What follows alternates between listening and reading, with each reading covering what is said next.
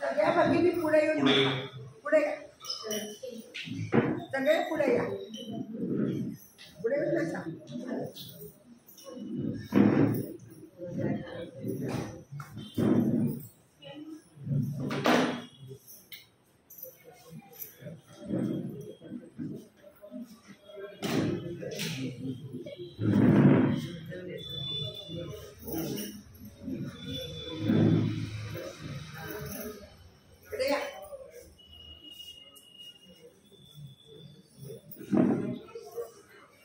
आणि सगळ्यांना नम्र विनंती की आपले मोबाईल सायलेंट मोडवर ठेवावे जेणेकरून कार्यक्रमात कोणती बाधा येऊ नये. सगळ्यांना नम्र विनंती की आपले मोबाईल सायलेंट मोडवर ठेवावे. जास्त आपण कार्यक्रमाला सुरुवात करणार आहोत. आजच्या कार्यक्रमाचं व्याख्यान आहे, त्याचा विषय आहे जागर मातृशक्तीचा. नवरात्रात आपण देवीचं जागर करतो.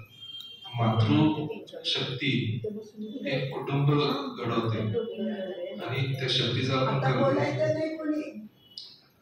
कृपया सर्वांनी शांत. तर ह्या विषयावरती आपल्याला मार्गदर्शन करत आहेत डॉक्टर स्वाती शहाणे यांना मी विनंती करतो की आपला मंचावर आणि उपस्थित राहण्याबद्दल मार्गदर्शन करावं.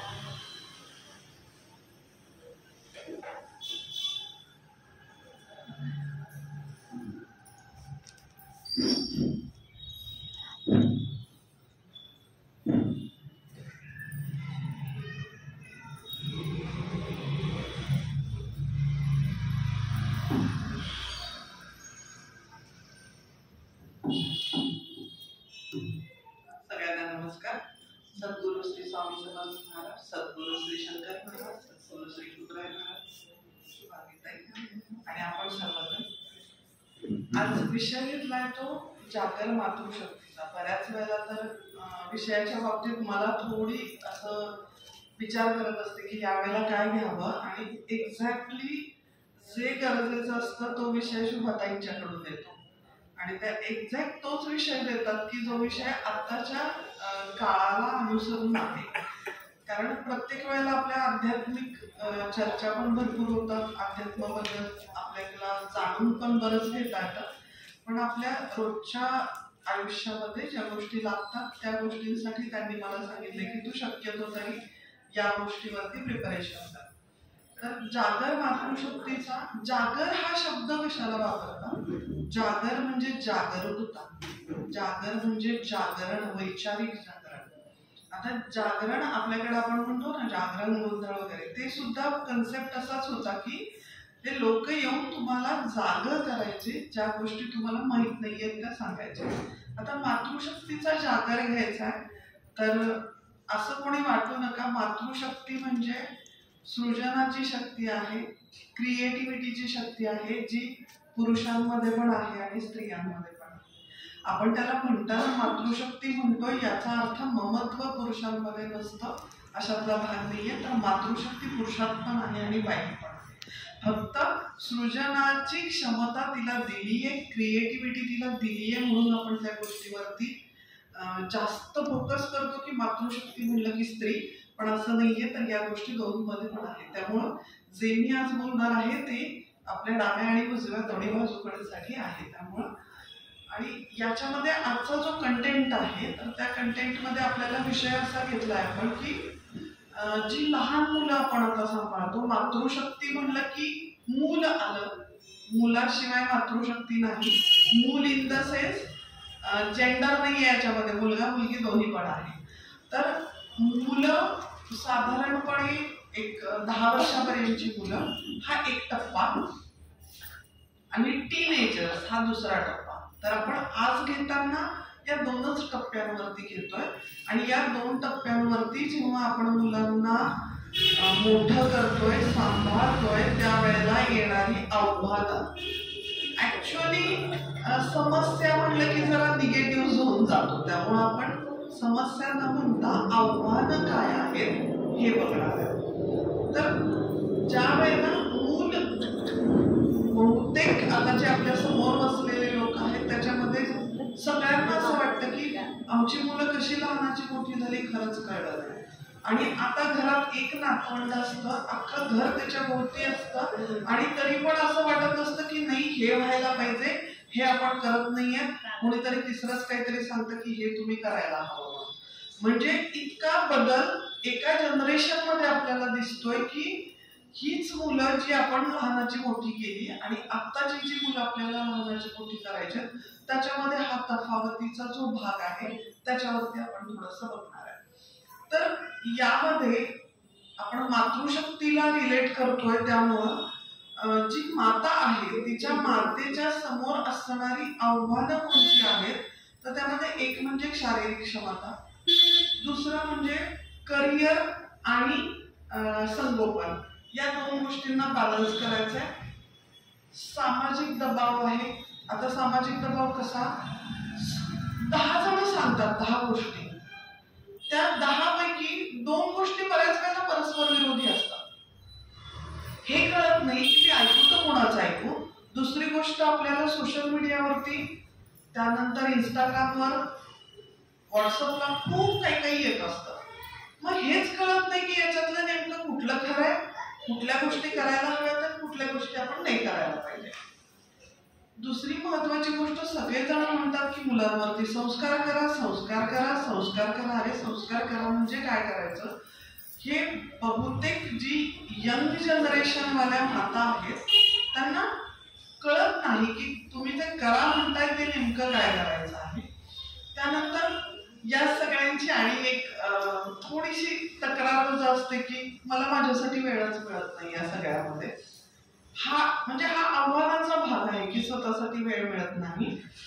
आणि काही अंशी किंवा बऱ्याच घरांमध्ये कुटुंब किंवा समाजाकडून जी अपेक्षित साथ असते ती मिळत नाही. तर जेव्हा जी आपण पहिला एज ग्रुप बघतोय आता, तर या एज ग्रुप मधली मुलं जेव्हा आपल्याला लहानाची मोठी करायची तर त्यावेळेला येणारी ही आव्हानं आहेत जी आता सध्या आपल्याला जाणवतात. तर याच्यावरती आपल्याला नेमकं आपण आपला ठरलेला पायंडा आहे की आपण प्रॉब्लेम ओरिएंटेड जाणार नाही आहोत, आपण सोल्युशन ओरिएंटेड जाणार आहोत. शुभाताईंचं पहिलं सांगणं आहे की आपल्याला सोल्युशन्स पाहिजे. प्रॉब्लेम सगळ्यांना माहीत आहेत, आपल्याला सोल्युशनवर फोकस करायचं.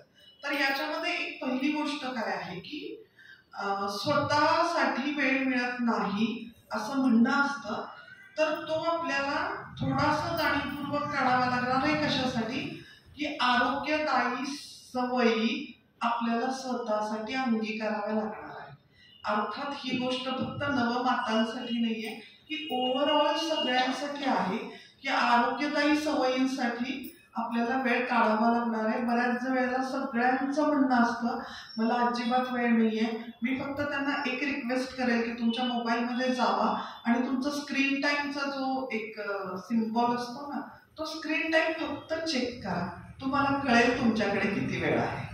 ज्या वेळेला आपण आपल्या स्क्रीन टाइमचा वेळ बघतो त्यावेळेला आपल्याकडे हातात अवेलेबल असणारा वेळ आपल्याला तो स्क्रीन टाइम सांगतो की हा एवढा वेळ तू माझ्यासाठी दिलाय. याचा अर्थ आपण स्वतःसाठी अर्धा तास काढू शकत नाही अशातला भाग नाहीये. तर जाणीवपूर्वक ही एक गोष्ट करावी लागणार आहे की आपल्याला स्वतःच्या आरोग्यदायी सवयींसाठी अर्धा तास काढावा लागणार आहे. त्यामध्ये हलका व्यायाम असेल. बऱ्याच वेळेला तर ज्या यंग माता आहेत त्यांना मी सांगते मला माझ्या आवडीचं काही करता येत नाही अशी एक छोटीशी खंत असते त्यांच्या मनामध्ये. पण खूप वेळेला असं होतं मला काय आवडतं हेच मला माहित नाहीये. बहुतेक वेळेला व्यायामाच्या बाबतीत असं होतं की कुणीतरी सांगतं योगासनं करा म्हणून योगासनं करायचे, कुणीतरी सांगतं की नाही ते झुंबा केलं की वजन फार लवकर कमी होतं म्हणून झुंबाच्या क्लासला जायचं, कुणीतरी म्हणतं की नाही चाललं पाहिजे, चालणं आरोग्यासाठी खूप हितकारक आहे म्हणून चालायला गेलं पाहिजे. कोणीतरी काय म्हणतं याच्यापेक्षा थोडासा विचार केला ना की मला स्वतःला काय आवडतं, तर त्याच्यासाठी तुम्ही एक 2-3 गोष्टी करून बघायला हव्यात. काही वेळेला असं होतं की एखाद्या व्यक्तीला पोहायसाठी म्हणून पाण्यात गेलं की सगळं जग विसरल्यासारखं होतं. म्हणजे जिथं तुम्हाला बाकीचं विसरत आहे ती गोष्ट तुम्हाला मनापासून आवडते.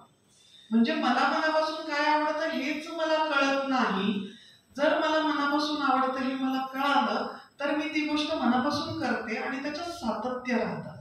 त्यामुळे कुठलीही गोष्ट असू द्या, अर्धा तास तुम्हाला स्वतःसाठी जो द्यायचा आहे, मला माझ्यासाठी वेळ मिळत नाही तर हा वेळ माझा आहे.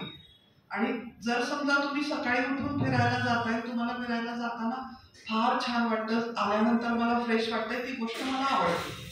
मला हे करायचंय म्हणून करायचंय, ट्रेंड आहे म्हणून करायचंय, कोणीतरी सांगितलंय म्हणून करायचंय, त्याच्यापेक्षा मला काय आवडतंय हे जर मला करायचं मी ठरवलं तर त्या गोष्टीसाठी आपण आवडत असल्यानंतर वेळही काढतो आणि वेळ निघाला की सातत्यही राहतं. तर त्याच्यासाठी काहीही असू दे, हेच करायचंय म्हणून नाही. आणि दुसरी गोष्ट, आता माझ्या डिलिव्हरी नंतर माझं वजन वाढलंय, मी वेळात दिसायला लागले म्हणून मला व्यायाम करायचा, हे कुठल्या तरी एक आपण अशा खुंट्या लावतो ना, त्या खुंट्यांवरती अडकवतो आपण या गोष्टी. ती लावायची नाहीये. मला हे करतानाच माझ्या आवडीसाठी करायचंय, त्याच्यासाठी मला पहिल्यांदा माझी आवड तपासायची आहे. माझी आवड जाणून घेतल्यानंतर मी करणार आहे, मग त्याच्यामध्ये माझं सातत्य राहील आणि जे मी करते त्यातून मला आनंद मिळेल. मला हे करायचंय, मला डॉक्टरांनी सांगितलंय म्हणून करायचंय, त्याच्यापेक्षा मला हे आवडतंय म्हणून करायचंय. या पद्धतीने जर आपण गेलो तर आपण आपल्या आरोग्यासाठी आणि आरोग्यदायी सवयीसाठी वेळही काढू आणि आपल्या आरोग्यावर आपलं लक्ष राहील. आणि ज्या वेळेला तुम्ही स्वतः हेल्दी लाईफस्टाईल, आरोग्यदायी म्हणण्यापेक्षा हेल्दी लाईफस्टाईल फार लवकर कळतं आपल्याला, तर हेल्दी लाईफस्टाईल जेव्हा तुम्ही अंगीकारता त्यावेळेला आपोआपच जे आपण संस्कार संस्कार संस्कार म्हणतो ना, हे संस्कार दुसरं तिसरं काही नाहीये. आपण काय करतो, आपण काय वागतो, आपली दिनचर्या काय आहे हे बघून मूल शिकणार आहे आणि त्याप्रमाणे आपोआप. आता जर तुमच्या घरामध्ये गणपतीच्या 8 दिवस 10 दिवस रोज सकाळ संध्याकाळ आरती होतीये तर त्या 2-2.5 वर्षाच्या मुलाला तुम्हाला आरती कधीही पाठ करायला सांगावी लागणार नाहीये, ती त्याची आपोआप होणार. ज्या वेळेला तुम्ही रोज संध्याकाळी तिथं समोर देवासमोर दिवा लावल्यानंतर तुम्ही त्या मुलाला हाक मारा नका मारू, तुम्ही जर मोठ्याने रोज शुभम करोती म्हणत असाल तर त्या मुलाचं ते आपोआप पाठ होणार आहे. त्याला ते आपोआप कळणार आहे की संध्याकाळी दिवे लागण झाल्यानंतर आपल्याला ही गोष्ट म्हणायची असते किंवा ही म्हणतात. म्हणजे संस्कार ही क्लासला घालून करायची गोष्ट नाहीये, संस्कार ही सांगून करायची गोष्ट नाहीये, संस्कार ही आपल्या वागणुकीतून पुढे जाणारी गोष्ट आहे. त्यामुळं पहिल्यांदा तरी ज्या ज्या आहे ना, बऱ्याच वेळेला तर हल्ली मी चाइल्ड रिलेटेड काम करते, त्यामुळं ज्या नवमाता आहेत किंवा ज्या आज्या आहेत त्यांना मी एक गोष्ट सांगते की आपण लहान मुलाशी बोलताना काय करतो, म्हणजे माझे दीर पण खूप चेष्टेनं कधी कधी म्हणायचे की अले काका का तुला उठायला, अले अले काका ला, मग काकाने काय आणलं तुला, बिस्किट नाही आणलं. म्हणजे काय करतोय आपण हे, त्या मुलाला काहीच कळत नाहीये. तुम्ही त्या काकाला जे ऐकवायचंय ते तुम्ही मुलाशी बोलत ऐकवताय. मग त्याच्यापेक्षा सगळ्यात चांगला उपाय आहे, त्याला तुम्हाला खेळवायचंय, त्याच्याशी बोलायचंय, कारण बोलल्याशिवाय मूल बोलतं होत नाही. मुलांचा भाषेचा स्टोरेजचा भाग, आपल्या मेंदूचे 2 राईट आणि लेफ्ट असे 2 भाग आहेत. तर एका भागामध्ये पहिल्यांदा भाषेचे शब्द साठवले जातात आणि जेव्हा त्याला बोलायला जो भाग आहे तो उशिरा विकसित होतो, तो उशिरा बोलतो, पण शब्दसंग्रह चालू असतो, त्याच्यावर साठवणं चालू असतं. मग त्यावेळेला तुम्ही त्याच्याशी बोलताना एखादं स्तोत्र जर म्हणला रोज तर ते शब्द त्याच्या मेंदूमध्ये आपोआप साठवले जातात आणि ज्या वेळेला तुम्ही तो बोलायला लागेल ना त्यानंतर तुम्हाला एक्स्ट्रा एफर्ट्स घ्यावे लागणार नाहीयेत की तुला हे स्तोत्र पाठ करायचं. एका ठिकाणी असा प्रयोग झालेला होता की ती जी प्रेग्नंट बाई आहे तिला झोप यायची नाही आणि बऱ्याच वेळेला असं होतं की झोप येत नाही. मग त्यावेळेला तिच्या घरातली तिची आजी, तू पड ग, मी इथं बसून पोथी वाचते, मी इथं बसून रामरक्षा म्हणते. संध्याकाळी तिला झोप येत नाही म्हणून आजी रामरक्षा म्हणायची. डिलिव्हरी झाल्यानंतर 4-5 दिवसानंतर रात्री बाळ रडायला लागलं, ते शांत होईना, आजीनं रामरक्षा म्हणाली आणि तो झोपला. म्हणजे बघा किती आपसूक ह्या गोष्टी ट्रान्सफर झाल्या. सांगायचा मुद्दा हाच आहे की आपण जे नुसतं म्हणतोय ना संस्कार हे सहजही जातात. त्याचा प्रवाहासारखे ते पळत राहतात पुढे. फक्त त्यासाठी आपल्याला जाणीवपूर्वक प्रयत्न करावा लागणार आहे.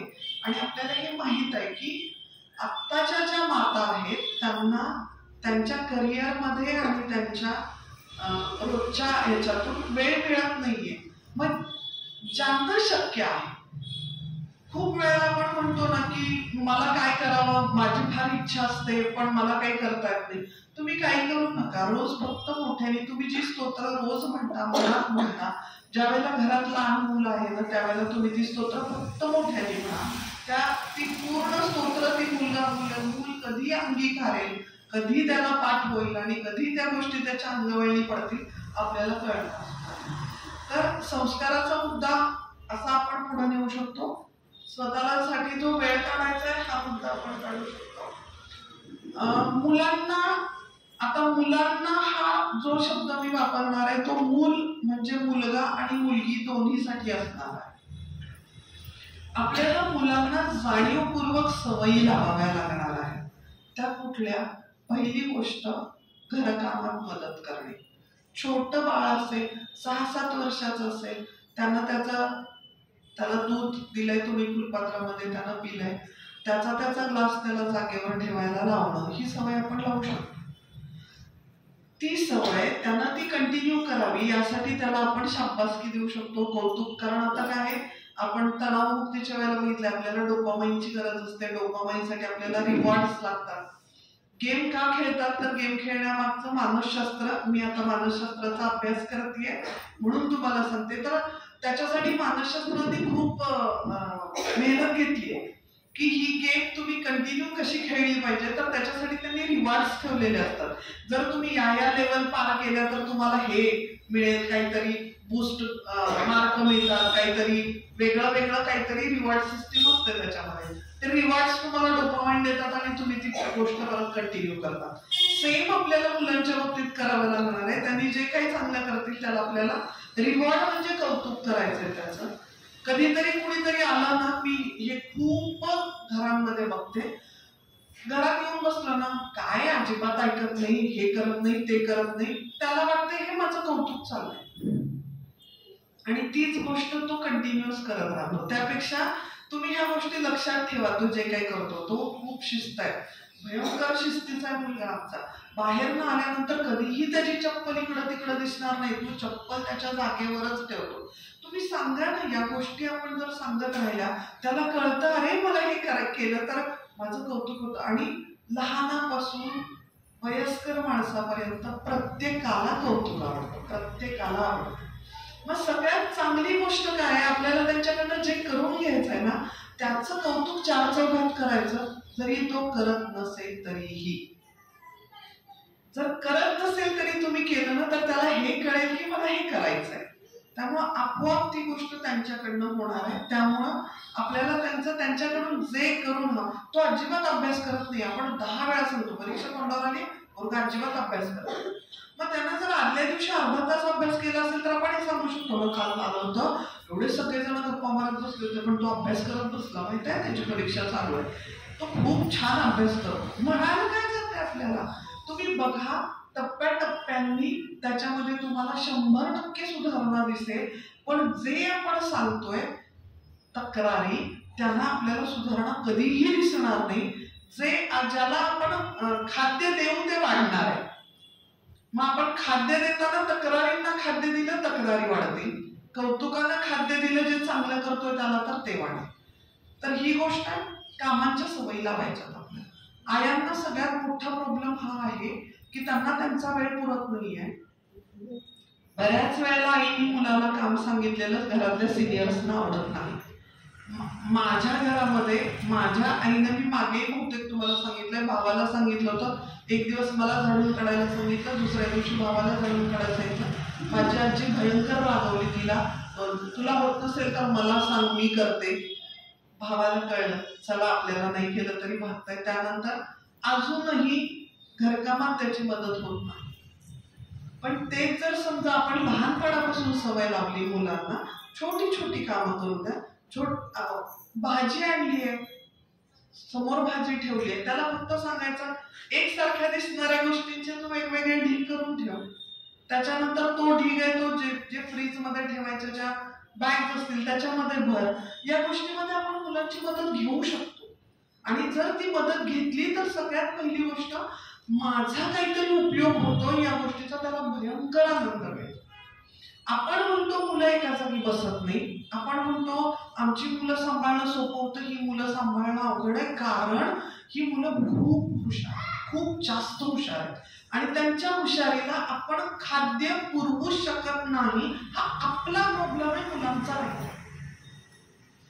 त्या मुलांना जर तुम्ही क्रिएटिव्ह खेळणी दिली तर ती मुलं त्याच्यामध्ये गुंतून राहतात. म्हणजे चायनामध्ये हा प्रयोग केलाय की एका रूम मध्ये फक्त लाकडांचे वेगवेगळ्या आकारांचे ठोकळे असे भरून ठेवलेले होते आणि तिथं मुलं सोडली सगळी.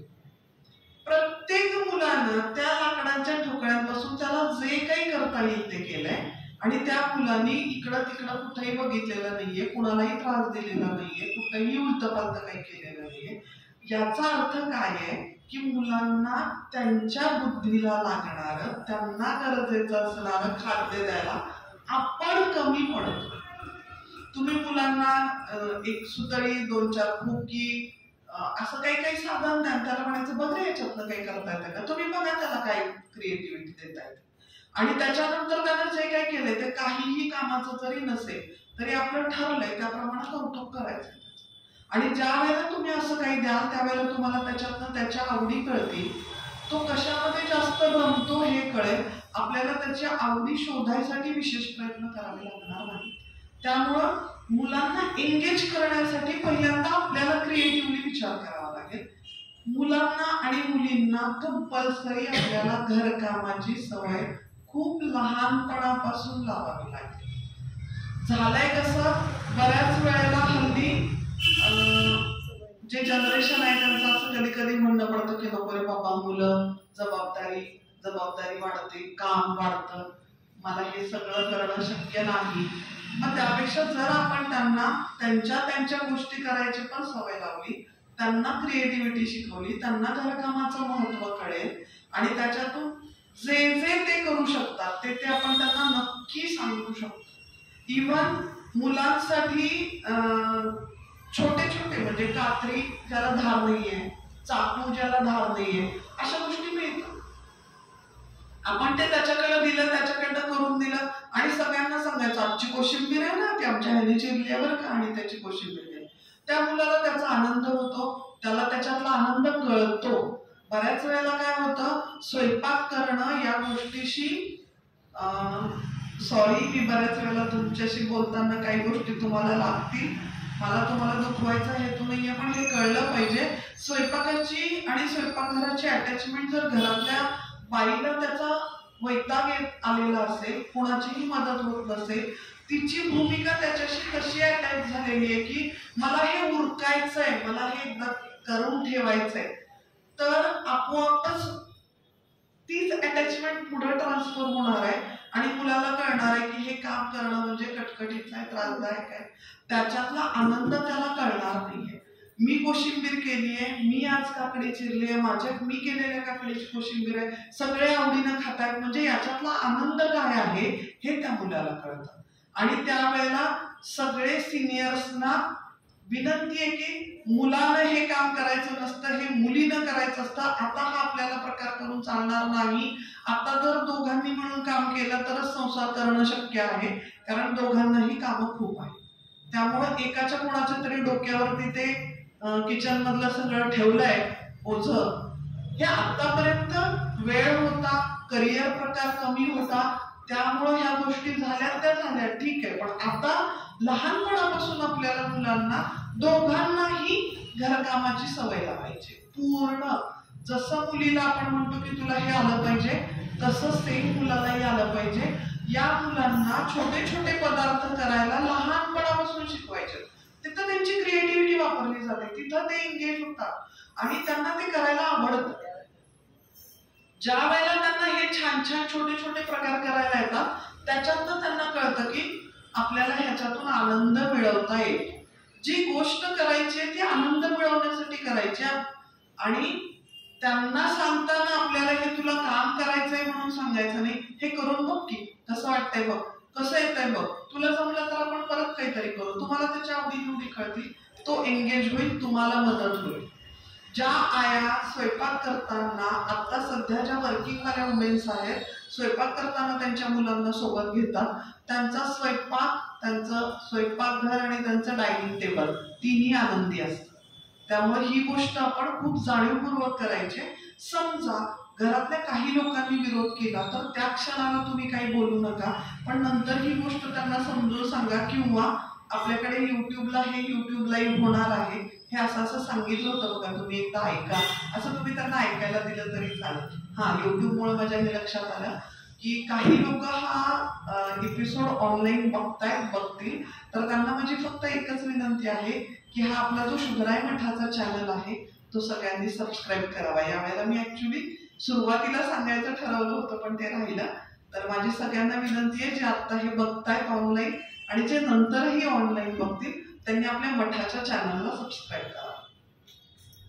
त्याच्यानंतर दुसरी गोष्ट, मुलांना भावनिकतेनं सजग करायचं.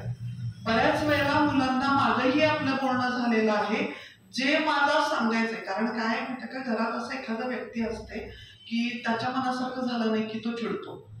मग मुलांना कळतं की आपल्या मनासारखं नाही झालं की चिडायचं असतं. मग ज्या वेळेला मुलं चिडतील ना, तर त्यावेळेला पहिल्यांदा त्याला, तुला असं का वाटलं, तुला कशाचा राग आला, तू दुखावलास का, तुला हे मिळालं नाही म्हणून तुला वाईट वाटलं का, तुला थोडंसं गिल्टी वाटलं का, किंवा तुला मार्क कमी पडले, तुझ्याकडनं अभ्यास कमी पडला, त्याचा तुला त्रास झाला का. म्हणजे ही भावनिक सजग करणं आहे मुलांना. म्हणजे त्याला त्याची भावना ओळखायला पाहिजे. तो चिडतोय ना, तर तू हे चिडतोय त्याच्या मागचं कारण काय, म्हणजे हा राग आहे का, हा पश्चाताप आहे का, या गोष्टीबद्दल तुला वाईट वाटतंय का, ही गोष्ट तुला आवडली नाहीये. म्हणजे याला आपण काय म्हणतो, इमोशनली त्यांना आपल्याला परिपूर्ण बनवायचंय, भावनिकता त्यांना त्यांची ओळखायला लावायचे. तर आपल्याला ही मुलं इमोशनली अवेअर करायचे. जर मुलं इमोशनली अवेअर असतील तर त्याचा तुम्हालाच पुढे जाऊन खूप कमी त्रास होणार आहे.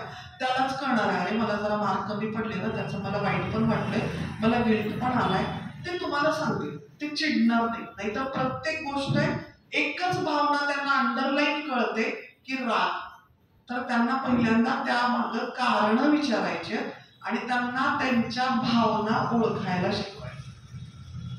हे झालं आपल्याला साधारणपणे आपण 10 वर्षाच्या मुलांपर्यंत आपल्याला काय काय बघायचं आहे त्याबद्दल.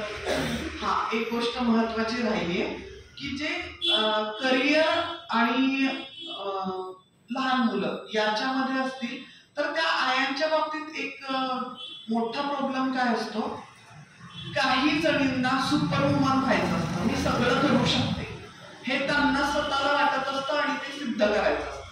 त्याच्या अगेन्स्ट दुसरी गोष्ट अशी असते की काही वेळेला घरातून असं ऐकलेलं असतं ना की आता बऱ्याचशा आत्ताच्या ज्या सासवा आहेत त्या करिअरवाल्या बऱ्याच जणी आहेत, आम्ही बाई आमची सगळी मुलं सांभाळून घरातलं सगळं करून देवधर्म करून सगळं जिथली तिथं करून नोकरी केली, असं खूप वेळेला त्यांनी ऐकलेलं असतं. मग काही वेळेला त्यांना तेही सिद्ध करायचं असतं, मीही करू शकते. हे आपल्याला करायचं नाहीये. ज्यांनी केलंय त्यांनी सुद्धा काही फार त्यावेळेला पर्याय नव्हता म्हणून केलंय. मग तुमच्याकडे एक पर्याय चांगला काय आहे, तर तुम्ही एक करू शकता, तुम्ही मदत मागू शकता. आपल्याकडे सगळ्यात मोठा प्रॉब्लेम हा आहे की आपल्याला मदत मागता येत नाही. मदत मागता येत नाही. जर तुम्हाला आता समजा मला माहित आहे की उद्या मला 11 वाजता जायचंय, घरात सणवार आहे, मला पूजा करायची, नैवेद्य करायचा, आरती करायची, मग मला जॉबला जायचं. सगळ्यात चांगला उपाय आदल्या दिवशी बसा, सांगा हे उद्या करायचंय, मला 11ला जायचंय, काय करता येईल बरं. प्रत्येकाला विचारा काय करता येईल, तो तुम्हाला काहीतरी सोल्युशन सांगेल आणि त्या सोल्युशन वाईज तुम्ही मदत घ्या. दुसरी गोष्ट, दुसऱ्या दिवशी 4 वेळा म्हणा, तुम्ही सगळ्यांनी केलं ना म्हणून माझं फार व्यवस्थित झालं, मला 11 वाजता. काय बिघडलं ना, स्वार्थ आहे आपला त्याच्यामध्ये. त्यांनाही मोठेपणा मिळालाय, त्यांच्याकडनं कामही तुम्ही करून घेतलंय, मीच कशी करते आणि मलाच कसं करावं लागतं ही गोष्ट थोडी सोडून दिली तर आपल्याला याच्यातून पर्याय काढता येतो. त्यासाठी खूप चांगल्या पद्धतीनं सासू 4 वेळा म्हणाली होती. माझ्या सासूने इकडची गाडी इकडं पण केली नाहीये, 4 वेळा म्हणाली आहे सासू. सुनेला विचार करावा लागतो ना की मी कसं सांगू बाई मला मदत करा म्हणून. त्याच्यापेक्षा जर आत्ता तिला कळलं की मी विचारू शकते, मला हे करायचंय, मला 11ला जायचंय, काय करता येईल, तर सासू म्हणेल ना बाई मी हे करते. अगं तुला जायचंय का, नैवेद्याच्या पोळ्या मात्र झाल्या की तू जा, उरलेल्या पोळ्या मी करेल. सासू इझिली म्हणते बरं का, म्हणते. फक्त आपल्याला ती गोष्ट काढून घेता आली पाहिजे, करून घेता आली पाहिजे. यासाठी मदत मागा. नंतर चिडचिड करून आता माझं कसं व्हायचंय, मला 11ला जायचंय, मग ती म्हणणारच आहे ना ग बाई राहू दे मी करते. त्याच्यापेक्षा आनंदानं होईल ना हीच गोष्ट. मदत मागायला शिकलं पाहिजे. मदत चांगल्या पद्धतीनं मागता आली पाहिजे. नंतर किरकिर करण्यापेक्षा, नंतर चिडचिड करून आपल्याला आणि घरच्यांना त्रास होण्यापेक्षा आपण आधीच छान बसून जर बोललो, मदत मिळते. आणि मला माझ्या जेवढ्या मैत्रिणी आहेत त्या माझ्याच इच्छा आहेत, त्यामुळे मला माहित आहे त्यांची पण इच्छा असते, त्यांनाही दिसत असतं तिची ओढ हाताने होते, त्यांचीही करायची तयारी असते, पण त्यांना कळत नाही मी कसं करू. त्यापेक्षा बेटर वेळ आणि हा अट्टहास नाही पाहिजे बरं का. आमच्याकडे 16 भाज्या 16 वेळा फोडण्या करूनच करतात. मग त्यावेळेला जर तिनं हा पर्याय काढलाय की मी वाटीमध्ये सगळ्या भाज्या ठेवते, सगळ्यावर फोडणी टाकते, सगळ्यावरती मसाले घालते आणि कुकरला एकावर एक लावून टाकते, नंतर कढईत परतते, मान्य करायला पाहिजे. दुसरी गोष्ट, 16 भाज्या आहेत ना, मी 16च्या जे 4 फळभाज्या एकत्र, 4 पालेभाज्या एकत्र असं करून 3 चांगल्या भाज्या करते, म्हणजे तेही करायला पाहिजे. म्हणजे या गोष्टींना पण आपण मॅनेज करू शकतो, कारण आपल्याला मॅनेज करावं लागणार आहे. तर यासाठी मदत मागणं, ती मदत देणं ही गोष्ट आनंददायी करता येते. आणि सगळ्यांनी मिळून केलेला जो सण असतो ना, तो सण खूप आनंददायी असतो. मग तुम्ही बघा, गणपतीचं गौरीचं डेकोरेशन करताना घरातली सगळी मुलं वगैरे अशी उत्साहानं सळसळत सगळं करत असतात. हा म्हणतो हे नाही, तो म्हणतो ते. ती गोष्ट आनंददायी असते. सेम प्रकारे स्वयंपाकघर सुद्धा तसं आनंददायी होऊ शकतं. त्यासाठी आपल्याला जाणीवपूर्वक प्रयत्न करावा लागेल आणि आपण चांगल्या पद्धतीनं मदत मागू शकतो. आता हे झालंय आपलं 10 वर्षापर्यंत. आता टीनेजर नावाचा जो प्रकार असतो ना, टीनेजर कशाला म्हणतात, तर जे आपलं 12 नंतर 13, 14, 15 पुढे टीन लागतं ना, ते 18 पर्यंत 19 पर्यंत लागतं. तर ही जी टीन वाली मंडळी आहे ना, ती खरंच आव्हान आहे बरं का सांभाळायला. कारण काय आहे, एकतर पहिली गोष्ट ही मोबाईल वाली जनरेशन आहे. यांना खूप गोष्टी माहीत आहेत, यांना खूप गोष्टी कळतात. आणि महत्वाची गोष्ट, आपण बोलायला थोडं घाबरायचो, कसं बोलू असं होतं थोडं. मोठ्या माणसांसमोर बोलायला आपली जीभ रेटत नव्हती. ही मुलं फार खटाखट बोलतात, स्पष्ट बोलतात. जी गोष्ट आपल्याला कधी माहित नाही म्हणून आपल्याला झेपत नाही, पण त्यांनी पहिल्यापासून त्याच पद्धतीने वागले, ते स्पष्टच बोलतात. त्यामुळं आपल्याला ती गोष्ट झेपणं पण कठीण जातं. पण ही मुलं सांभाळणं जसं आव्हान आहे ना, तसं ह्या मुलांना जर समजून घेतलं ना आपण, तर ह्या मुलांचं नॉलेज खूप भयंकर आहे, अतिशय हुशार आहे. आणि सगळ्यात महत्वाची गोष्ट, त्यांच्या हुशारीला आपल्याला दिशा देता येत नाही. त्यांची हुशारी आपल्याला कळत नाहीये, त्यांची हुशारी कशात आहे हे आपल्याला जाणून घेता येत नाही. हा मोठा प्रॉब्लेम. आता टीनेजर मुलं असतील तर त्या मुलांच्या आई पुढे असणार, आई म्हणजे पालकांपुढे असणाऱ्या समस्या बोलतात. एकतर पहिली गोष्ट मुलांच्या बाबतीत काय होतं, संवादाची दरी आहे. मुलांशी संवाद साधला जात नाही, किंवा बऱ्याच वेळेला मुलांना असं वाटतं की मी आता काही बोलायला गेलो की आई रागवेल, आई चिडेल. त्यामुळे ती मुलं काही बोलायला जात नाही, कारण त्यांची बोलायची पद्धत खूप स्पष्ट असते जी आपल्याला झेपत नाही. त्याच्यानंतर या मुलांना ना उपजत स्वातंत्र्याची ओढ आहे. या मुलांना स्वातंत्र्य हवंय. खरं तर प्रत्येकाला हवं असतं, प्रत्येकाला हवं असतं. आपण आपल्या स्वातंत्र्याच्या कल्पना सप्रेस केलेल्या आहेत. कारण कुणीतरी सांगितलंय ना, हे असं नाही करायचं, हे असं नाही घालायचं. आपण कधी का विचारलं नाही. ही मुलं तुम्ही जे सांगाल त्याला पहिल्यांदा विचारतात का, आणि त्या काला आपल्याला खूप संयुक्तिक, त्यांना पटेल असं, त्यांना रुचेल असं उत्तर द्यावं लागतं. थातूर मातूर उत्तर देऊन ही मुलांचं समाधान होत नाही. त्यामुळं एक म्हणजे संवादाची दरी आहे, दुसरं म्हणजे त्यांच्यामध्ये स्वातंत्र्याची आपसुक ओढ आहे. त्यानंतर यांच्यामध्ये हार्मोनल चेंजेस होतात, त्यामुळे त्यांच्या भावनिक चढ-उतार असतात. घडीत ती मुलं चिडतात, घडीत ती मुलं आनंदी असतात, कधी कधी उगीच उदास होतात. याच्या मागं जे हार्मोन्स त्यांच्यामधले बदलतात ते हे एक कारण असू शकतं. त्यांना स्वतःची ओळख पाहिजे असते आता सगळ्यांना, आणि त्या स्वतःच्या ओळखीसाठी काही वेळेला काय होतं माहितीये का, सोशल मीडियाचा अतिरेक होतो. लाईक्स पाहिजेत. हे लाईक्स कशासाठी पाहिजे असतात, त्याच्या मागची मानसिकता काय आहे, त्यांना स्वतःची ओळख पाहिजे असते, म्हणून त्यांना लाईक्स पाहिजे असतात. ही गोष्ट ना प्रौढांच्या बद्दल पण आहे, नाही असं नाहीये, पण मुलांच्या बाबतीतले आपण आहे ना फार असं अग्रेसिव्हली बघतो. हे खरं तर सगळ्यांच्या बाबतीत आहे. आज आपण मुलांच्या बाबतीत बोलतोय म्हणून, पण लाईक्सची ओढ असणं म्हणजे तुम्ही एखादं काहीतरी फोटो टाकलाय सोशल मीडियाला, त्याच्यावरती लाईक्स आहेत, स्टेटसला लाईक्स आहेत, आपल्याला लाईक्स बघतात सगळेजण. तर त्यांना त्यांच्या स्वत्वाची ओळख करून घ्यायची असती, त्यांना स्वातंत्र्याची ओढ असते, त्यांना मी कुणीतरी आहे ही गोष्ट त्यांना प्रूव्ह करायची असते, आणि त्याच्यासाठी त्यांना लाईक्स पाहिजे असतात. मग तिथं आपल्याकडून काय होतं, बऱ्याच वेळेला गल्लत होते आपली, की त्यांना आपण थोडंसं काय म्हणतो नावं ठेवायला जातो, किंवा चुकीचं समजतो काही वेळेला की फारच.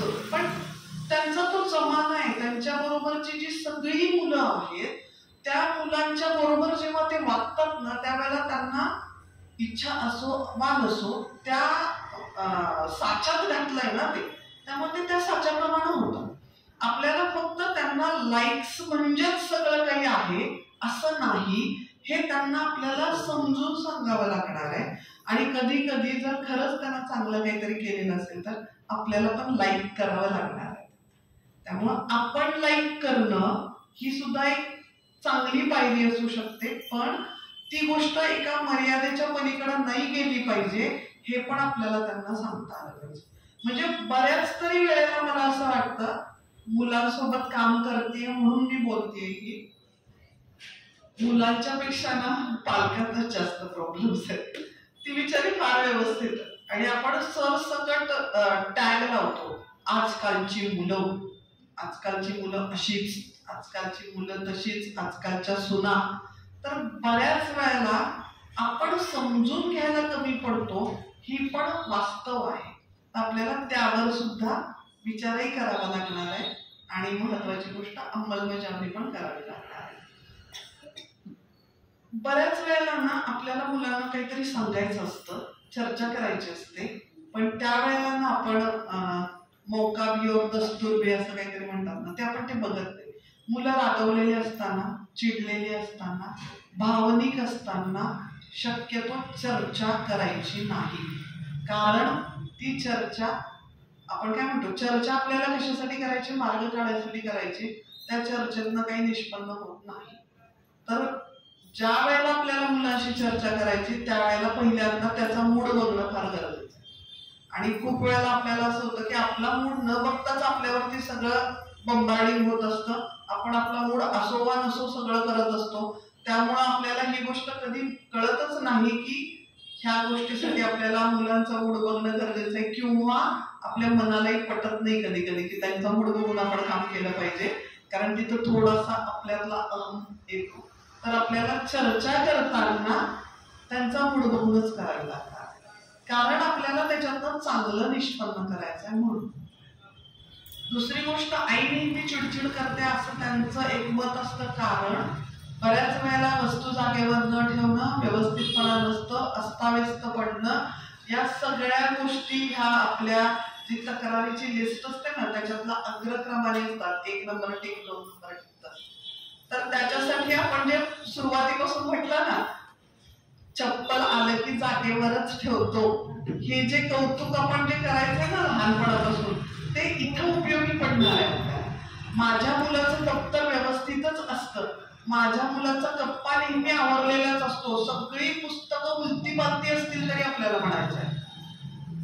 कारण का, त्याच्यातनं त्याला कळेल की मला व्यवस्थित ठेवायचं. किंवा एकदा आपण लावून द्यायचंय आणि मग 4 वेळा म्हणायचंय, त्यानं फार छान कप्पा ठेवतो बघा, फार छान कप्पा ठेवतो बघा. आपल्याला पर्याय नाहीये, आपल्याला हेच करायचंय. कारण काय, आपल्याला सोल्युशन्स पाहिजेत. आपल्याला नुसतं ही अशीच आहेत मुलं, यांना काहीच साध्य होणार नाही. तर या गोष्टी आपल्याला लहानपणापासून करायच्या. समजा आता आत्ताच्या आपल्या घरातली मुलं टीनेजर्स मधली आहेत आणि ते सगळं अस्ताव्यस्त पडलंय, तरी आपण त्याच्याशी बोलू शकतो. मी काही मदत करू शकतो का, आपण हे आवडू शकतो का, जर त्यानं मदत घेतली. आता याच्यामध्ये एक मुद्दा कुठे आहे तो सांगते. या मुलांच्या बाबतीत त्यांची पर्सनल स्पेस हा एक खूप मोठा मुद्दा आहे, जे की आपल्याला कधी माहीतच नव्हतं आपल्या बाबतीत, ज्याला आपण प्रायव्हसी म्हणतो. प्रायव्हसी हा फार कळीचा मुद्दा आहे मुलांच्या बाबतीत. त्यांना त्यांची प्रायव्हसी डिस्टर्ब केलेली चालत नाही, आवडत नाही. आणि आपल्याला असं असतं, त्याचं काय असतंय, आम्हाला तर कधी माहित नव्हतं, आम्हाला तर कधी आमची खोली पण नव्हती, आम्हाला अभ्यासाला सेपरेट जागा नव्हती, मग आमचा नाही का झाला अभ्यास. नाही ना, पण ही मुलं वेगळ्या पद्धतीने वाढली आहेत ना. लहानपणापासून तुम्ही तसे वाढले होता, त्यांना लहानपणापासून त्यांची जागा आहे, त्यांचा गप्पा आहे, त्यांचं आवड आहे, त्यांचा चॉईस आहे. मुलं स्वतःच्या चॉईसनं कपडे घालतात. आपण हे अजूनपर्यंत शंकाच आहे, घालतो आपल्या चॉईसना. त्यामुळे हा बदल आहे, आपल्याला मान्य करण्याशिवाय पर्यायही नाहीये. त्यामुळे बेटर वे आपण ह्या गोष्टी ऍक्सेप्ट केल्या तर आपल्याला त्याच्यातनं मार्ग काढता येते. मग त्याला आपल्याला विचारावं लागेल, तुझा गप्पा आवरायला मी तुला मदत करू शकते का. मग तो काय करू शकतो, त्याच्यातलं जे काही त्याला बाजूला काढायचं असेल तो आधीच काढेल ना. मग आपण जर अटॅक केला आणि मी आवडतो म्हणलं तर तो परत बरसणारच आहे आपलं. तुम्हाला कोणी सांगितलं होतं हे करायला. त्यापेक्षा बेटर वे आपण कम्युनिकेशन चांगल्या पद्धतीने हेच करावं लागणार आहे. मदत करायची, त्यांच्या प्रायव्हसी मध्ये आपण इंटरफिअर करायचं नाही. त्यांच्या मोबाईल मध्ये आपण अनावश्यक डोकवायचं नाही. ते रूम मध्ये बसलेले असतील अभ्यास करत तर 4 वेळा काहीतरी कारण काढून जायचं, तो नेमकं काय करतोय बघा. या गोष्टी करायच्या नाहीत, कारण ह्या गोष्टी मुलांना आवडत नाहीत, त्यांना कळतं. आणि त्याच्यामुळं ना तुमच्याबद्दलची प्रतिमा त्याच्या मनात निगेटिव्ह तयार होते. त्याला असं वाटतं की तुम्हाला त्याच्यावरती संशय आहे. मग त्याच्यामुळं आपल्या म्हणजे जे विश्वासाचं नातं पाहिजे ना, ते विश्वास तुम्हीच ठेवत नाहीये. आणि मग आपल्याला वाटतं की मुलांचं माझं नातं विश्वासाचं नाहीये. का, त्याला खात्री पाहिजे ना. त्यानं काहीतरी चूक केली तर तुम्ही त्या चुकीवरती त्याला ताशेरे ओढणार नाहीत, असं जर त्यांना माहिती असेल तर तो ती चूक तुम्हाला येऊन सांगेल, नाहीतर तो नाही सांगणार आहे. तुम्ही बरसणार आहे त्याच्यावरती, हे जर त्याला आधीच माहित आहे तर तो ते लपवणारच आहे ना. कुठली गोष्ट केलेली माझ्या घरच्यांना आवडणार नाही हे मुलांना खूप चांगलं माहिती असतं, खूप चांगलं माहिती असतं. काही वेळेला काही गोष्टी त्यांना पियर प्रेशर मी मागही शब्द वापरलाय, पाठी जे असतील त्याचे, जे बाकीचे सगळं मित्रमंडळ असेल, त्यामुळे त्याला काही गोष्टी कराव्या लागतात. नाही तर त्याला त्या ग्रुपमधून बाहेर पडल्याची भीती असते. आणि त्यावेळेला त्यांना त्यांच्याकडचं रेकग्निशन हे पाहिजे असतं. माझ्या मित्रांमध्ये मी पण कुणीतरी आहे हे त्यांना दाखवायचं असतं किंवा त्यांना ते हवं असतं. त्यामुळं आपल्याला या गोष्टीवरती कंपल्सरी विचार करावा लागणार आहे. त्याच्यामुळं त्याच्यावरती बरसण्यापेक्षा आपण तेवढं विश्वासाचं नातं, आणि खूप वेळेला बरं का ही गोष्ट वडिलांपेक्षा आजी आजोबांबरोबरचं मुलांचं नातं विश्वासाचं असू शकतं. कारण का, तर काय म्हणतो ते ताऊन सलाखून निघालेले असतात, त्यांचे असे उघडे असतात, असं नसतं, झापडं लावलेली नसतात. त्यामुळे खूप वेळेला मुलं आजी आजोबांच्या सोबत खूप मोकळी असतात आणि इव्हन त्यांनी काही चूक जरी केली ना तर ते सांगतात बरं का, अगं आजी आज असं असं झालं, तू मला असं ओरडला, माझ्या हातनं हे झालं, काहीतरी घरात उलटपालट झालं असेल तरी आजीला सांगतील, आजी माझ्याकडनं सांगलंच की जरा आई मला आल्या. तर हे नातं आहे ना, हे नातं डेव्हलपच करावं लागणार आहे. विश्वासाचं नातं मुलांच्या सोबत, आणि ते असंच होणार नाही. आपल्याला वाटतं मुलांचं माझं विश्वासाचं नातं नाही, कसं शक्य आहे? तुम्ही जर जाऊन त्याच्या मोबाईलमध्ये डोकवत असाल, तुम्ही त्याच्या रूममध्ये 4 वेळा काहीतरी काढून जात असाल, तुम्ही जर त्याची प्रायव्हसी डिस्टर्ब करत असाल तर तुमचं आणि त्याचं नातं विश्वासाचं राहणार नाही. याचा अर्थ असा नाहीये की तुम्ही पूर्ण सोडून द्यायचंय, कारण 10वी पर्यंतच्या मुलांची सुद्धा सगळ्या पालकांना माझी नम्र विनंती आहे की 10वी पर्यंतच्या मुलांची दप्तरं तुम्ही मधून अधून चेक करत जा. त्या दप्तरांमध्ये तुम्हाला त्यांच्या त्या वातावरणातली बरीचशी गुपितं सापडू शकतात. आपण त्यांना प्रायव्हसी डिस्टर्ब करायची नाही म्हणजे मोकळं सोडायचंय असं मला म्हणायचं नाही. पण खूप वेळेला मागे एक केस अशी झाली होती, सोलापुरातली नाहीये, मुलाच्या दप्तरामध्ये नंतर लक्षात आलं की मुलगा व्यसनाच्या अधीन गेलेला आहे आणि त्याच्यानंतर ज्या वेळेला काउन्सिलिंग झालं त्यावेळेला त्यांना म्हटलं की तुम्हाला कधी त्याच्या दप्तरात आक्षेपार्ह काही सापडलं नाही का? काहीतरी झाडाच्या मुळ्यांसारखं वगैरे काहीतरी होतं, आम्हाला कळलं नाही ते काय आहे ते. तर तो गांजा होता त्याच्या दप्तरामध्ये, जे की आई वडिलांना कळलं नाही आहे. आणि ज्या वेळेला मग ती व्यसनाधीन होतात त्यावेळेला कळतं पालकांना की, आणि ना याच्यामध्ये त्या मुलाचा दोष नाही का, कारण त्याला माहीतच नाहीये. जर त्याच्या दप्तरात दिसून तुम्हाला कळत नाहीये की अंमली पदार्थ येतो तर ते त्या लेकराला काय करणार आहे? त्यामुळं आपल्याला जागरूक राहावं लागणार आहे, लक्ष द्यावं लागणार आहे, पण जासूसी नाही करायची. जासूसी म्हणून करायचं नाहीये.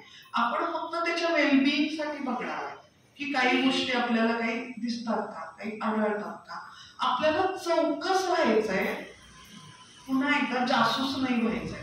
त्याची प्रायव्हसी डिस्टर्ब करून आपल्याला काही नाही करायचंय. याचा अर्थ तो काय करतोय त्याच्याकडे आपलं लक्ष नाहीये असं पण नाहीये. आणि तेवढा मोकळेपणा पाहिजे संवादांमध्ये की त्याच्या आयुष्यात जे घडतंय ते तो तुम्हाला सांगेल. कधी कधी मुलांचं म्हणणं पूर्ण ऐकून घेतलं जात नाही. मुलं बोलायला लागल्यानंतर त्याचं वाक्य अर्ध्यातनं कट करून आपण पुढे बोलायला जातो. असं खूप ठिकाणी होतं, खूप वेळा होतं. तर त्याचं पहिल्यांदा म्हणणं पहिला ऐकून घेतलं पाहिजे. आपण ऐकायच्या भूमिकेत असलो तरच मुलं पण ऐकायच्या भूमिकेत असणार. तुम्ही ऐकायच्या भूमिकेत नाहीये, तू लहान आहेस तू ऐकलं पाहिजे म्हणजे तर नाहीच ऐकणार.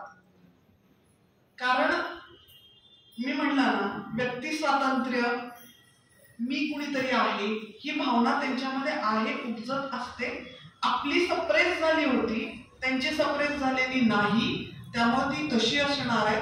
त्यांचा ते व्यक्तिविशेष आहे, त्यामुळे आपल्याला त्याचा सन्मान करावा लागणार आहे आणि तो मनापासून करायचा आहे. त्यामुळे त्याचं म्हणणं पहिल्यांदा पूर्ण ऐकून घ्या. आणि जर तुम्हाला त्याला काही विचारायचं असेल तर काय म्हणतो आपण त्याला, पोलीस चौकशी करतात ना, तसं नाही विचारायचं, कुतूहल म्हणून विचारायचं. हे तू असं केलं का रे? इव्हन मुलांची आवडणारी गाणी, मुलांच्या आवडणाऱ्या गोष्टी, या गोष्टींमध्ये पण तुम्हाला रस घ्यावा लागणार आहे. खूप वेळेला असं होतं बरं का, मुलांना धांगड-धिंग्याची गाणी आवडतात आणि ते अशी मोठ्या आवाजात आवडतात. मग त्याचा जो बेस किंवा बास जे काय असेल ते फुल सोडून त्यांना ऐकायचं असतं. मग त्यावेळेला तुम्ही कधीतरी विचारा ना, तुला ह्या गाण्यातलं नेमकं काय आवडतं? हा प्रकार म्हणजे मला अनुभव आलेला आहे. माझा मुलगा ज्या वेळेला 5वी-6वीत होता त्यावेळेला ते अनिल कपूरचं जे दिन दिन धा 1 2 का 4 4 2 का 1 वाला गाणं होतं ना, ते गाणं त्याला खूप आवडायचं आणि तो खूप वेळेला ते गाणं ऐकायचा. पण मी त्याला विचारलं त्यावेळेला, ह्या गाण्यातलं तुला नेमकं काय आवडतं रे? तर तो म्हणाला, ते सुरुवातीला सगळे ढोल वाजतात ना, मला ते भयंकर आवडतं. काय झालं, आपल्याला त्या मुलाच्या आवडीचा एक घटक कळाला ना. मग आपण जर सरसकट जर टॅग केलं तुम्हाला काय धांगडधिंग्याचीच गाणी आवडतात, तुम्हाला काय दनादनाच आवडतात, आपल्याला कळणार नाही त्याला नेमकं काय आवडतं. तर पहिल्यांदा ना मुलांच्या ज्या आवडी असतील त्याच्यामध्ये तुम्हाला पहिलं कुतूहल पाहिजे की याला यातलं काय आवडतं. आणि जर ते कुतूहल आपण दाखवलं तर मुलं खुलून तुम्हाला सांगतील. बऱ्याच वेळेला म्हणजे 1-2-3 गाणी अशी होती की ज्या गाण्यांमध्ये मडक्यावरचं म्युझिक असतं बघा. काही गाण्यांमध्ये आहे की मडकं वाजवलेलं आहे. त्या गोष्टीकडे मी बारकाईनं कधी लक्ष दिलं नाहीये. मला मुलांनी सांगितलं त्यावेळेला तो 7वी-8वीत होता. त्यावेळेला आई तू बघितलं का या गाण्यामध्ये ते बघ ना थोडा मोठा कर, तिथं आवाज मोठा कर, तुला त्याचा आवाज ऐकायला येईल. तो आवाज कसा वेगळा ऐकतो.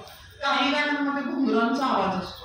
तर या गोष्टी त्यांना आवडतात ते त्यांना सांगता येतं. पण फक्त कधी जर आपण त्यांना सांगण्यासारखं विचारलं तर त्याला जर आपण तुला काय आवडतं सांग म्हटलं तर त्याला नाही कळणार आहे ते सांगायचं. त्यामुळं या गोष्टी कुतूहल म्हणून जर विचारल्या तर मुलं तुम्हाला सगळं सांगतील. शाळेत काय झालं ते पण सगळं सांगतील. मला तू काय करतोस हे कळलं पाहिजे ह्या भावनेनं विचारलं तर काहीच सांगणार नाही. कुतूहल म्हणून विचारलं तर सगळं सांग. तर ही गोष्ट पण आपल्याला कंपल्सरी करायची आहे की त्यांच्या ज्या गोष्टी आहेत त्याच्यामध्ये आपल्याला कुतूहल दाखवायचं. मग अशी सांगितलं तसं मित्रांच्या बाबतीत पण विचारा बरं का, हा मित्र तुला का आवडतो. कारण काय होतं आपल्या दृष्टीने एखादा मुलगा तो सतत हिंडताना बघतो आपण आणि मग आपण म्हणतो त्याच्याशी नको रे मैत्री करू, गावभर भटकत असतो सारखा, तू पण भटकशील त्याच्याबरोबर. म्हणजे काही मित्राच्या बाबतीत असं होतं की आपल्याला वाटतं की त्याच्या घरातले वडील किंवा कुणीतरी व्यसनी आहेत, त्यापासून आपल्या मुलांना लांब राहावं. काही मुलांच्या पासून 4 हात लांब राहा असं आपण मुलांना अगदी सांगतो. आणि आपल्या डोक्यात काही मुलं असतात की ह्याच्या बरोबर नको जायला. तर पहिल्यांदा तुम्ही काय करा की त्या मुलाच्या बाबतीत तुला काय आवडतं हे विचार. तर तुम्हाला कळेल की त्याचं नेमकी आवड काय. म्हणजे त्याच्या मित्रांच्या बाबतीत सुद्धा त्या प्रत्येक मित्राच्या ते गुण विचारा, ह्याच्यातलं तुला काय आवडतं. तर त्याला कळेल की मला गुण बघायचे. नाहीतर नाही कळणार त्याला की गुण बघायचे. त्याला काय तो मित्र माझ्या बरोबर येतो, तो मला छान छान म्हणतो म्हणून मी त्याच्याशी मैत्री करतो असं असू शकतं. म्हणजे आपल्याला या गोष्टी कुतूहलानच घ्याव्या लागणार आहे. तुमच्याशी बोलताना त्याला विचार नाही करावा लागला पाहिजे. ही गोष्ट आजच्या आपण म्हणतो ना मॉरल ऑफ द स्टोरी काय असेल आजची अंडरलाईन, तुमच्याशी बोलताना त्याला विचार करून बोलायची वेळ नाही आली पाहिजे.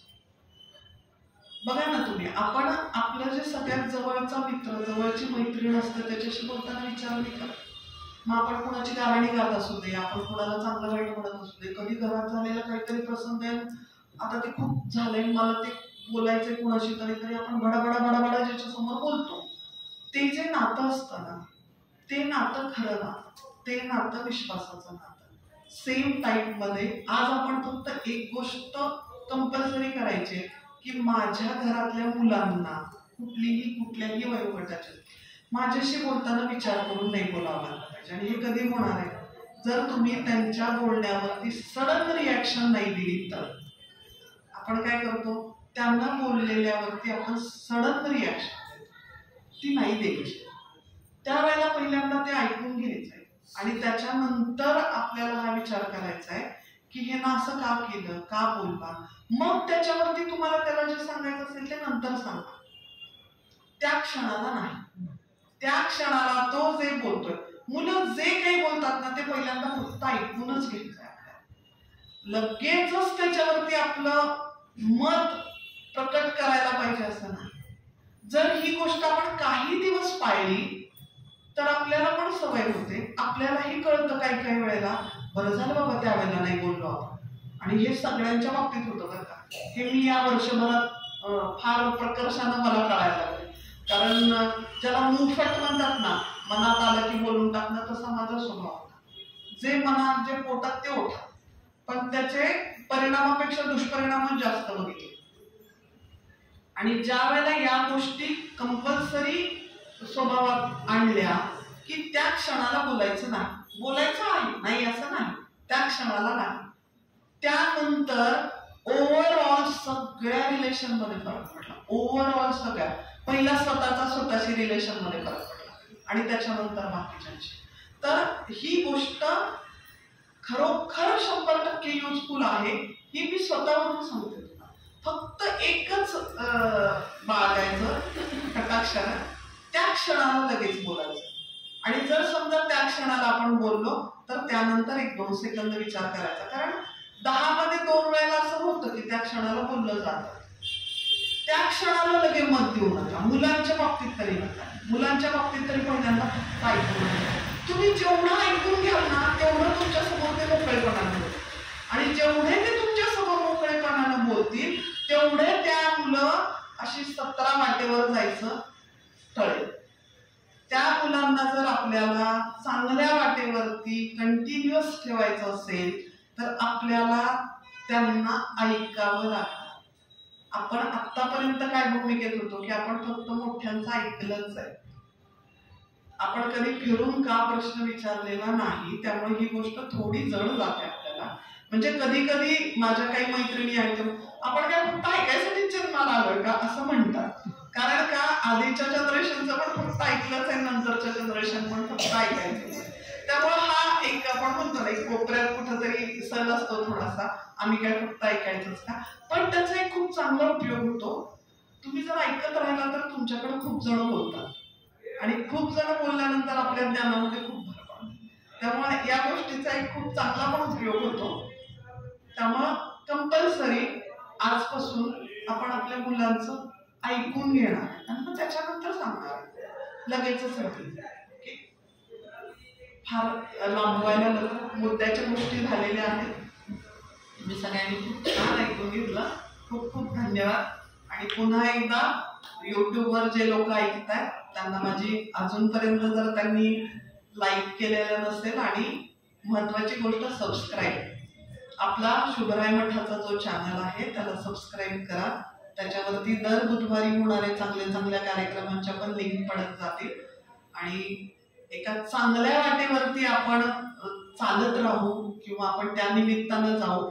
त्यासाठी माझी पुन्हा एकदा विनंती आहे की आपल्या मठाचा जो चॅनल आहे त्याला सबस्क्राईब करा. धन्यवाद.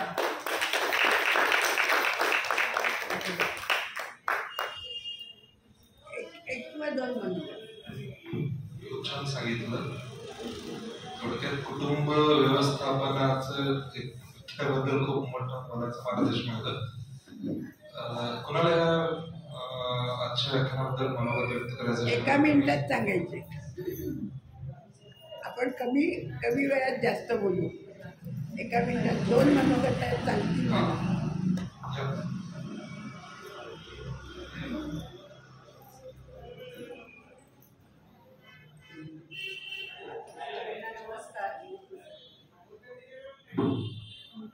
आता ह्या ताईंनी अतिशय मोलाची महत्वाची माहिती आपल्याला दिली आहे. कारण आज नाही म्हटलं तरी प्रत्येकाच्या घरामध्ये मोबाईल लहान मुलं सोडत नाहीत, मोबाईल घेतात आणि आपण त्यांना ओरडतो. हे कायम चाललेलं आहे प्रत्येकाच्या घरात. तर त्यांनी खूप मोलाचे काही शब्द सांगितले. आपणच आई म्हणून शांततेने राहिलं आणि सगळ्यांचं म्हणणं ऐकून घेतलं तर घर पण टिकेल असं वाटतं. खूप छान पद्धतीला. जय शुभराय.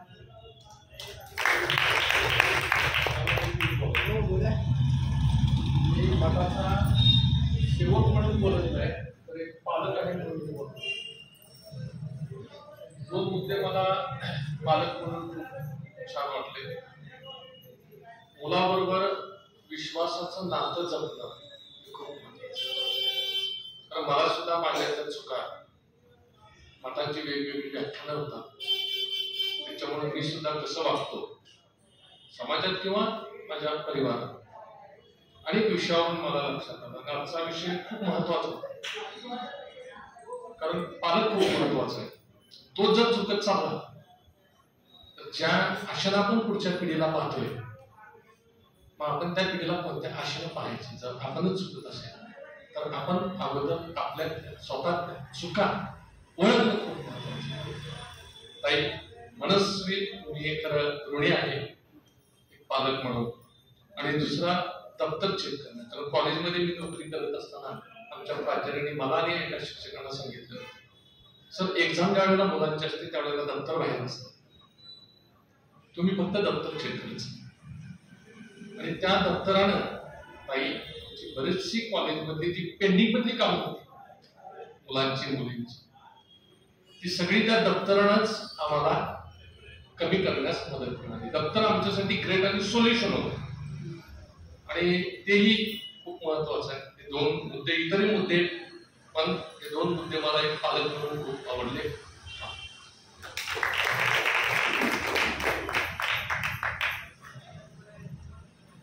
आभार व्यक्त करण्यासाठी माहिती बोलवतो.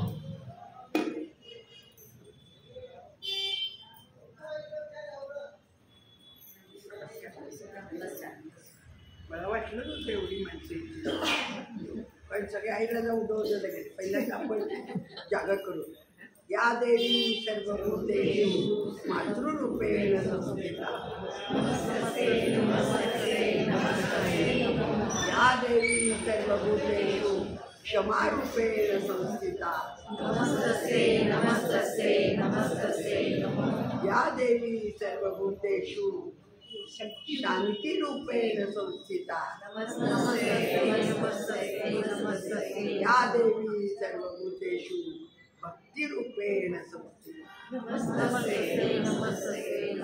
जागर चालू आहे आणि युद्ध करते आणि त्या आईला मी असं रोज देवांना सांगते सगळ्यांचं की सुब्रह्मण्य सुद्धा तुमच्या युद्धात सहभागी होणार.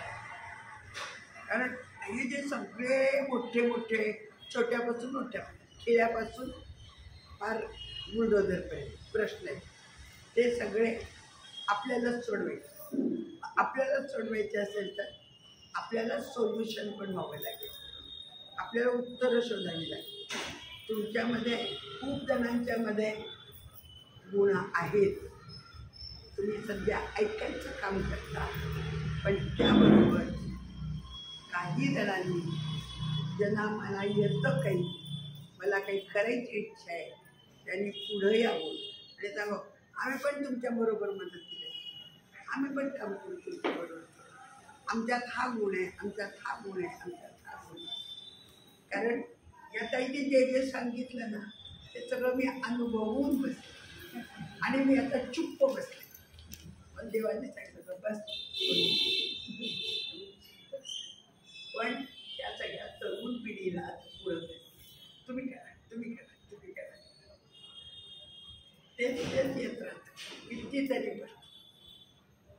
एक उदाहरण सांगते. काल एक फोन केला, त्यांनी सांगितलं मला फक्त आत्महत्या करायला काही बाकी सगळं करा पण मरू नका. जगाल तर खूप काही चांगले वाईट आपल्याला याच्यातून मार्ग काढायचा आणि त्याच्यासाठी हा बुधवार आहे, पांडुरंगाचा वार आहे. आपण निवडलेला वार आहे. कट्ट्यावर बसलाय, हात जोडतो, काही करतो, काय मला म्हणतो काय काय करायचं ते का भवता आपला फक्त कमरेपर्यंत आहे. पुढे या या या या या छान मजा आहे. पुढं इथून तरी मजा आहे, इथंपर्यंतच भवता आपण. त्यामुळे आपल्याजवळ जे आहे ते देण्यासाठी म्हणजे सांगा मला एक तास वेळ आहे, 2 तास वेळ आहे, 3 तास वेळ आहे, आठवड्यातून वेळ आहे. वेळ द्या. कारण हा मौलिक वेळ आहे, मौलिक वेळ आहे आणि हा वेळाचा खूप मोठा सदुपयोग होणार आहे. आपला झोप आपल्याला शांतपणे लागणार, त्याला शांत झोप लागते. काय नसते त्यात काहीतरी केलेलं असते आणि त्याच्यामुळे आपण आता असं आपल्या मनाला रोज विचारू हे सगळं दर बुधवारी उगत ऐकवतात. मी काय करू शकतो, मला किती वेळ देत आहे, मी काय करू शकतो याचा विचार करा. अजून आपल्याला टाईम आहे. मी लगेच म्हणत उद्याच्याला या आणि नाव नोंदणी करा नाही म्हणत. कारण हा वेळ देण्यासाठीच दिलेला वेळ आहे, हेतू पुरस्सर दिलेला आहे. मला सगळ्यांचं माहिती आहे कोणाच्यात काय बोलेल, कोणाच्यात काय कोणाच्यात काय. त्यामुळे कोणाचा विचार करत राहू आपण काय बोलू शकतो. कारण मठाला याची गरज आहे. कारण आता माझ्यात काही बदल, तुमच्या आमच्यात काही बदल होणार. तुम्ही आपण कोणीही याच्यातलं कोणी वाईट वागणार नाही. चांगलं जेवढं वागतं तेवढं छान. आणखीन थोडं काहीतरी सुधरू पण वाईट वागणार गरज येते पुढच्या छोट्या बाळाला आपल्या घरातले त्याच्यासाठी आपण काही करू शकतो, बनवू शकतो. की हिंमत देणारं हा ऑक्टोबर महिना. ऑक्टोबरच आहे ना, सप्टेंबर पुढचा महिना हा हिंमत देणार आहे. मनुष्य गौरव दिन ते दिसतात आणि मनुष्य गौरव दिन त्यावेळेला त्याच्यासाठी मुली. पण हा मनुष्याला माणूस म्हणून जन्माला आलं हाच गौरव आहे. हे सांगण्याचा महिना पुढचा आहे, तो आपण साजरा छान करूया. पुढच्या बुधवारी पण बोलला खेळणार. आपल्याला खेळ पण पाहिजे, बोलला खेळणार. पण अर्धा तास ऐकणार, ऐकल्याशिवाय सोडत नाही. त्यामुळे आपण पुढच्या बुधवारी मी फोन करणार नाही, येणार नाही फोन. तुझ्या मध्ये नाही बोल. कुणाला आणायचं असेल तर खिरापत आणू शकतो. काही पण ओळखायचे ना, मज्जा असते. खिरापत ओळखण्यात खूप मजा असते. त्यामुळे खिरापत ओळखू, खेळू, अर्धा तास ऐकू, प्रसाद खाऊन जाऊया. पुरुषांनी पण यायचं, ते पण फुगड्या खेळू शकतात. आणि त्याचं उत्तम उदाहरण म्हणजे शंकर महाराजांच्या दुकानात दोघं फुगड्या खेळत होते. आणि त्यावेळेस फुलारी जाणार तिथं फोटो आहे.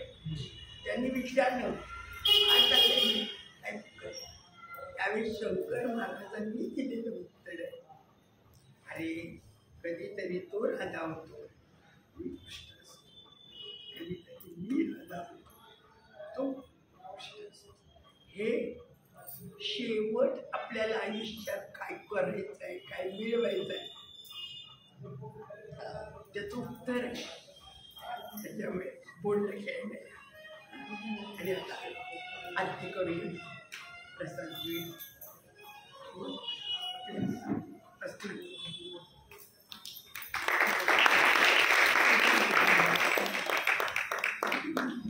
तुम्ही आरती करा.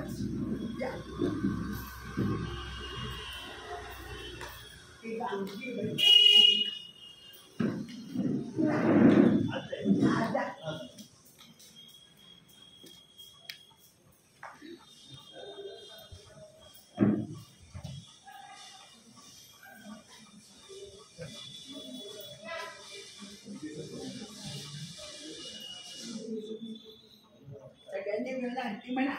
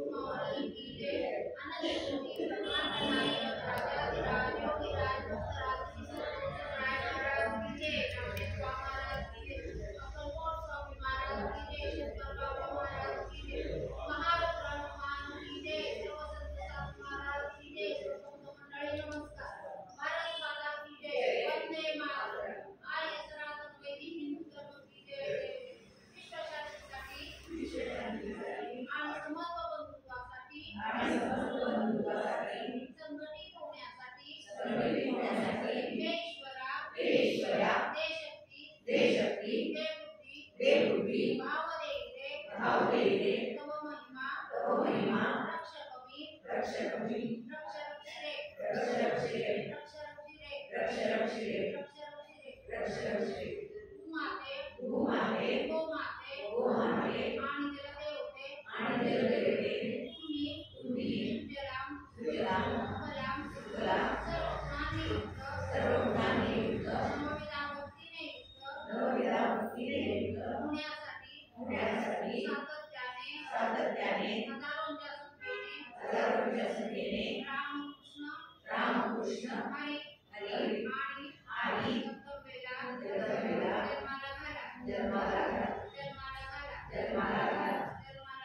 जन्माला घाला सर्वे